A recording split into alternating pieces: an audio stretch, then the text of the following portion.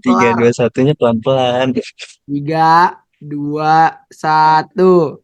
Assalamualaikum Assalamualaikum warahmatullahi warahmatullahi wabarakatuh. wabarakatuh. Ya baru gue ngomong, kami dari kelompok tiga yang terdiri dari 4 orang yang mempresentasikan mengenai materi non kuadratik sorting. Bahkan nama saya Wakil Artiko dengan NIM 1323.074. Saya Lezaki Syaf dengan 1323.070. Saya Dharma Hamdani dengan NIM 132308. Saya Khairunisa Zahra dengan NIM 1323.085.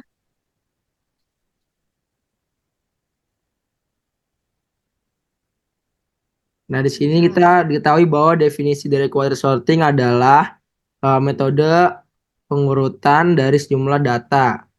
Jadi, non quadratic ini memiliki kompleksitas waktu yang lebih efisien dibandingkan dengan quadratic sorting seperti bubble sorting, selection sorting, dan distribution sorting, dan mampu menangani jumlah data yang lebih besar. Nah, jenis-jenisnya itu ada half sort, merge sort, quick sort, sama radix sort. Yang pertama ada half sort. Nah, half sort itu adalah algoritma pengurutan yang memanfaatkan struktur data untuk mengatur elemen dalam urutan tertentu dengan membangun max heap dari array. Algoritma ini secara iteratif menukar elemen terbesar dengan elemen terakhir yang belum diurutkan. Nah, ilustrasinya seperti ini, misalkan ada angka 2, 8, 5, 3, 9, 1. Nah, kita kita tulis dulu sesuai dengan angka pertama yaitu 2 dan 8, 5, 3, 9, 1. Lalu kita ubah angka terbesarnya yang di bawah itu ke atas dan yang terkecil ke bawah. Misalkan di sini 2 dan 9. Jadi kan ini pindah di 3 jadi 2-nya di bawah, 9-nya di atas. Nah, ini berubah jadi 9, 8, 5, 3, 2, 1. Lalu di setiap angka terbesar dan terkecil di ujungnya ini akan dipindahkan.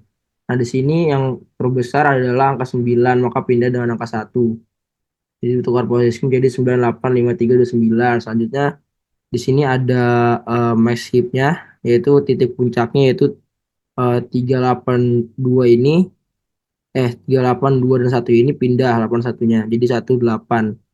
Lalu yang 312 312 ini yang 3 kan karena dia paling besar di bawah jadi naik ke paling atas jadi 13285 dan ditulis di episode-nya adalah 835129.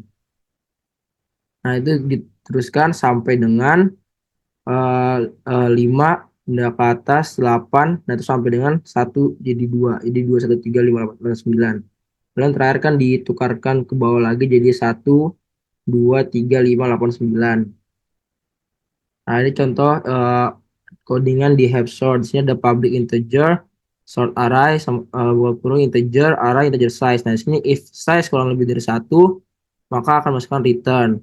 Nah, for integer i sama dengan size 2 kurang 1, jika i lebih besar dari sama dengan 0, maka i increment, amplify, array, size i, for integer i sama dengan size kurang dari 1, jika i sama dengan lebih dari 0, increment. Nah, kurang lebih kayak gini implementasinya. Selanjutnya ada merge sort yang akan dijelaskan oleh Selanjutnya adalah ada merge source, yaitu algoritma pengurutan yang menggunakan strategi pemisahan dan penggabungan untuk mengurutkan data. Algoritma ini membagi data menjadi subarray yang lebih kecil, mengurutkan subarray, dan kemudian menggabungkan subarray yang sudah terurut.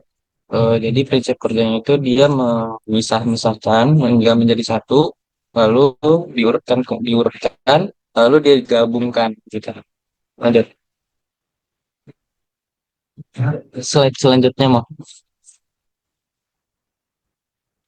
Nah, ini ada ilustrasi merge source. Di sini ada angka 38, 27, 43, 3, 9, 8, 2, 10. Langkah pertama membagi dua angka-angka yang ada. Di sini karena ada ganjil, maka dibagi dua. 4 di kiri, 3 di kanan. Eh, Lalu setelah mendapatkan angka yang sudah dibagi, kita bagi lagi dari 38 27, 43, dan 3 ini kita bagi dua. Berarti begini, seperti yang ada di gambar. Selanjutnya itu kita bagi lagi hingga menjadi satu. Mersos ini pembagiannya itu akan eh, terus berlangsung hingga menjadi satu. Seperti ini. Selanjutnya eh, kita urutkan. Kita urutkan yang data-data sudah dibagi 38 dengan 27 mana yang lebih kecil 27, maka 27 akan ditaruh di bawah begini. Lalu 38 yang diturunkan. Setelah itu kita bandingkan 43 dengan 3 mana yang lebih kecil 3, maka yang 3 ini akan diturunkan lebih lebih kiri gitu. Selanjutnya 9 dengan 82 mana yang lebih kecil 9, maka 9 akan diturunkan lebih awal. Selanjutnya ada 10. 10 ini bisa langsung turun karena dia sendiri. Lalu setelah kita mendapatkan hasil yang telah diurutkan dua-dua gini, kita urutkan lagi dengan yang kiri dengan kanannya. Dengan cara 27 dengan 3 mana yang lebih kecil 3, maka 3 akan turun ke bawah. Lalu 27 dengan 43 mana yang lebih kecil 27, maka 27 akan turun ke bawah. Lalu kita bandingkan yang bagian kanannya, karena 27 sudah turun. 38 dengan 43, mana yang lebih kecil? 38, maka 38 turun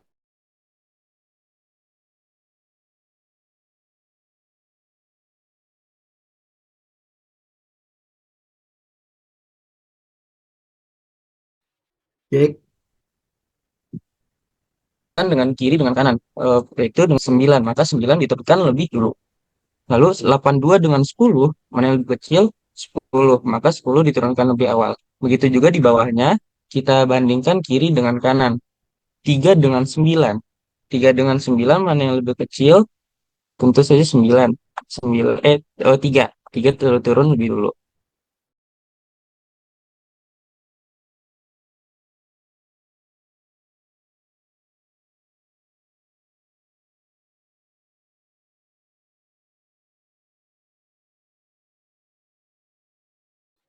Ya. Slide-nya belum. Oke. Hmm. Aduh, slide-nya. Nah ini udah kan. Woi, Enggak lu. hah? Slide-nya masih yang ilustrasi. Tadi gue udah. Enggak, di gua masih serius. Di gua masih ini loh. Udah lu nge-lag berarti, Cok. Coba Zara gimana, Zara? Gila. Yes. Saya udah implementasi. Iya, di gua implementasi. Ilustrasi. Apa sih, Jak? Oh, ada ilustrasi. Dengan lu nge-lag, Cok. Enggak, di gua masih implementasi. Ya lu nge-lag. Iya Lah kan tah. Di gue juga masih implementasi tau mo. Tuh. Emang implementasi mo? ya apa sih? Ilustrasi tadi udah kan, sekarang implementasi. Gimana sih, Jak? Ya Belum. udah. Lah ini implementasi. Ilustrasi belum. Ah, Tadi yang lu jelasin ilustrasi, Jeki. iya, tapi belum siap. Oh, Mau kelar maksudnya. Gimana dong? Belum apa lanjut, lanjut. Ya udah, kasih lah. Lama Ah, banget. Wah, nangis. Ya lanjut, lanjut, lanjut, lanjut. Gue lupa lagi gimana. Oke. Ntar, aduh. Ntar lu cut-cut aja ya, Maya. Udah nggak usah dikat, santai aja santai. Biar natural, natural. Udah, eh, iya. kocak. Lama. Oke, lanjut. Selanjutnya ada bagian paling bawah ya. Setelah kita membagi bagian di atas, kita akan membandingkan bagian kiri dengan bagian kanan. Pertama, kita bandingkan 3 dengan 9, mana yang lebih kecil? 3. Berarti 3 turun lebih awal. Lalu 27 dengan 9, mana yang lebih kecil? 9, maka 9 turun. Lalu kita bandingkan 27 dengan 10. yang lebih kecil adalah 10, maka 10 turun lebih awal. Lalu 27 dengan 82. Yang lebih kecil adalah 27, maka 27 turun lebih awal. Selanjutnya 38 dengan 82. Berarti 38 lebih kecil, maka dia turun duluan. 43 dengan 82. Mana yang lebih kecil? 43, maka dia turun duluan. Maka 82 akan mengikut di belakang. Selanjutnya, mau slide selanjutnya. Nah, di sini ada implementasi merge source dengan codingannya merge source array. Itu artinya merge source-nya menggunakan merge source ini digunakan untuk array gitu loh. Terus if length array lebih besar satu, ini menandakan uh, merge source-nya, pemisahannya akan terus berlanjut hingga array-nya itu menjadi satu, subarray-nya menjadi satu, seperti yang telah kita jelasin tadi. Lalu mid sama dengan let's array slash slash 2 bagi-bagi 2 itu artinya merge source ini akan membagi 2 per subarray gitu loh. Lalu left array titik 2 mid itu menandakan bagian kirinya, right-nya bagian kanan, lalu merge source left. Merge source left itu adalah dia akan menggabungkan kembali yang bagian kiri. Merge source right itu menggabungkan bagian kanan. Lalu merge array left right. Ini dia menggabungkan semuanya yang telah diurutkan tadi. Lalu add. Selanjutnya ada quicksort yang akan dibacakan oleh rekan saya.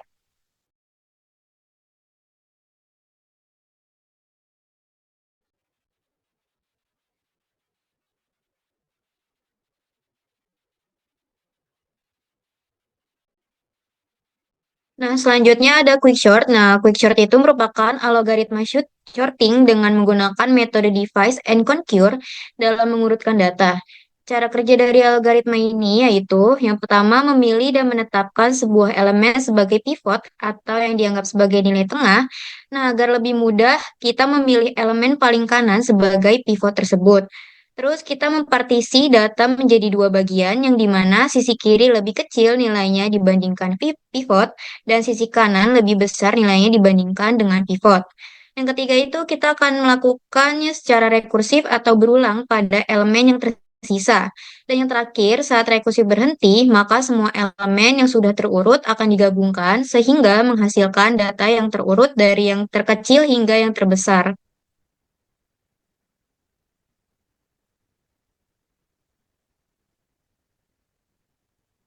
Nah, kemudian di sini ada ilustrasi dari quickshort itu sendiri. Di sini ada satu array yang terdiri dari beberapa elemen, yaitu ada 40, 21, 8, 17, 51, dan 34. Nah, yang pertama itu kita akan mencari pivot atau nilai tengahnya. Nah, nilai tengah itu dicari dengan syarat kita akan mencarinya dari nilai yang paling pojok kanan dari array tersebut. Nah, di sini tuh nilai yang paling pojok kanan itu ada 34. Maka kita taruh 34-nya itu di tengah sebagai pivot. Kemudian kita akan lakukan partisi atau partition. Nah, yaitu kita bagi dari array tersebut menjadi dua bagian, yaitu dari sisi kiri yang nilainya itu harus lebih kecil dengan pivotnya dan sisi kanan yaitu nilainya harus lebih kecil, harus lebih besar dengan pivot tersebut. Setelah kita partisi, kita akan mengurutkan. Nah, yang di sini bagian kiri itu ada yang syaratnya lebih kurang dari nilai pivot itu sendiri. Nah, kita lihat pada elemen array tersebut yang nilainya kurang dari 34 itu ada 21, 8, dan 17. Dan yang lebih besar daripada 34 atau nilai pivotnya itu sendiri yaitu ada 40 dan 51 yang kita taruh di bagian kanan dari pivot tersebut dengan syarat nilainya lebih besar daripada pivot tersebut. Nah, kemudian setelah kita mendapatkan partisi yang pertama, lalu kita akan menentukan pivot lagi pada untuk partisi yang kedua. Yang pertama itu yang dari sisi bagian kiri itu ada 21, 8, dan 17. Kemudian kita pilih pivotnya itu 17 sebagai pivotnya dan kita taruh di tengah-tengah. Kemudian kita bagi menjadi dua, yang kiri lebih kecil nilainya daripada pivot dan yang kanan lebih besar daripada pivot nilainya. Nah, kita lihat yang lebih kecil nilainya dari pivot tersebut, yang lebih kecil dari 17 yaitu ada 8, maka 8 kita taruh di sisi kiri, dan yang lebih besar dari 17 ada 21, maka 21 kita taruh di sisi kanan. Nah, kemudian kita beralih ke sisi yang bagian kita beralih ke sisi bagian kanan, yaitu tadi kan ada 40 dan 51. Kemudian kita bakal tentukan lagi pivotnya, yaitu 51 sebagai pivot, kemudian 51 kita taruh di tengah. Kemudian kita akan mencari nilai yang lebih kecil dari pivot tersebut, yaitu 40, kemudian kita taruh di bagian sisi yang paling kiri. Dan nilai yang lebih besar itu sama dengan nilai pivot itu sendiri, karena tidak ada yang lebih besar nilainya daripada 51 dalam elemen array tersebut. Nah, kita telah mendapatkan hasil dari rekursif tadi, yaitu nilainya ada 8, 17, 21, 34, 40, dan 51. Lanjut, Noh.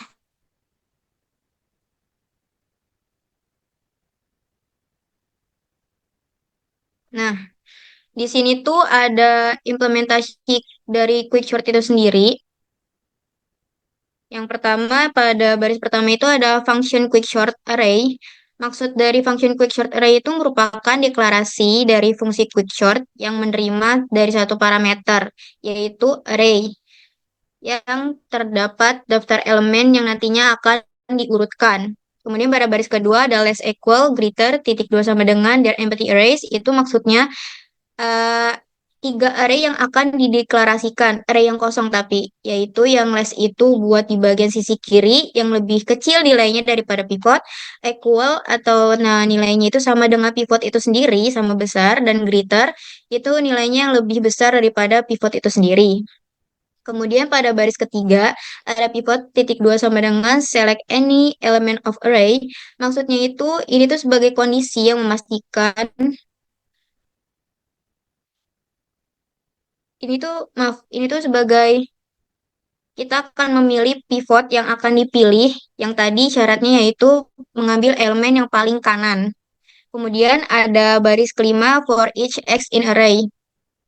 Maksud dari for each x in array itu merupakan loopingannya atau perulangannya yang dilakukan pada setiap elemen array tersebut.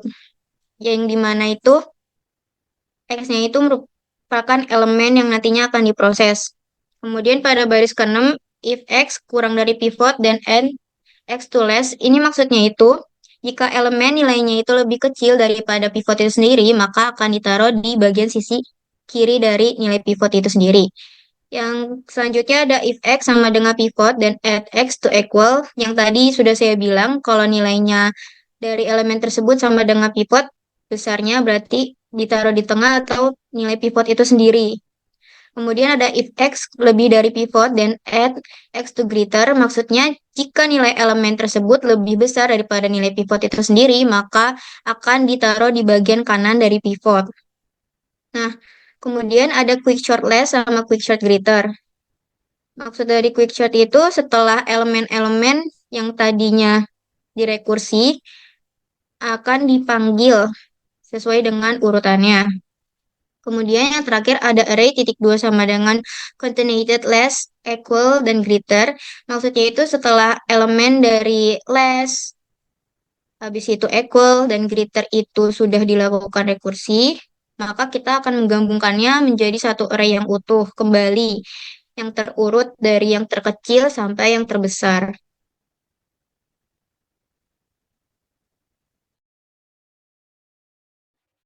Lanjut, mah.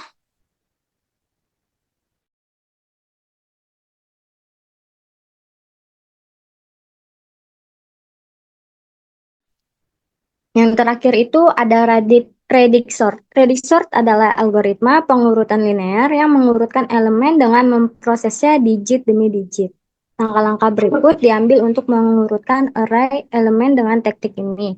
Yang pertama, mendapatkan nilai maksimum untuk menentukan jumlah digit. Yang kedua, menerapkan pengurutan hitungan untuk mengurutkan elemen berdasarkan digit saat ini. Ketiga, ulangi perhitungan sortir untuk setiap digit, dari yang paling tidak penting hingga yang paling penting. Next.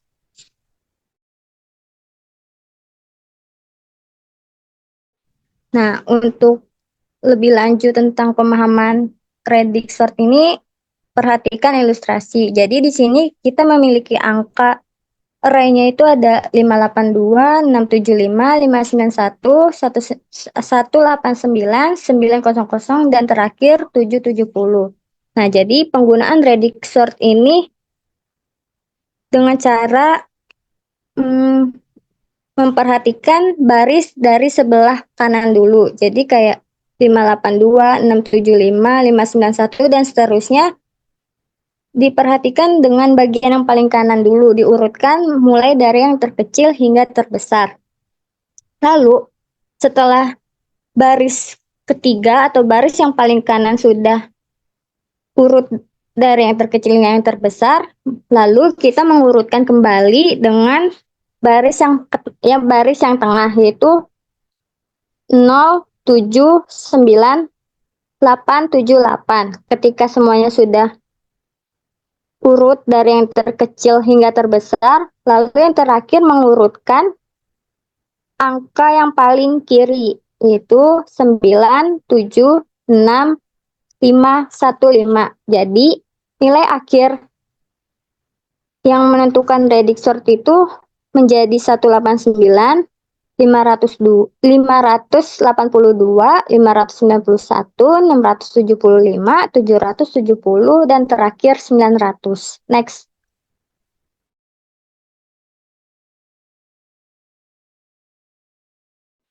Nah, di sini ada contoh pseudocode dari redik sort. Jadi di sini ada redik sort, terus kemudian di dalam parameternya itu ada nilai yang mau dimasukin untuk dicari redik sortnya menggunakan redik sort. Kedua, menentukan kondisinya, lalu menentukan jika makanya, dan untuk pemanggilannya redik sort itu menggunakan counting sort.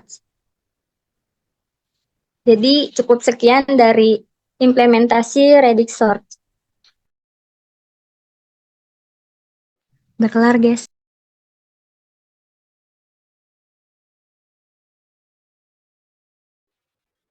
Oke, cukup sekian dari kelompok 3. Kurang lebihnya mohon maaf. Wassalamualaikum warahmatullahi wabarakatuh. Udah tuh, Untuk pada bikin sendiri ya jadinya. soalnya pertanyaan di sini, Kesimpulan. jawaban. Oke, terima kasih. Lihat-lihat penjagaan rumah.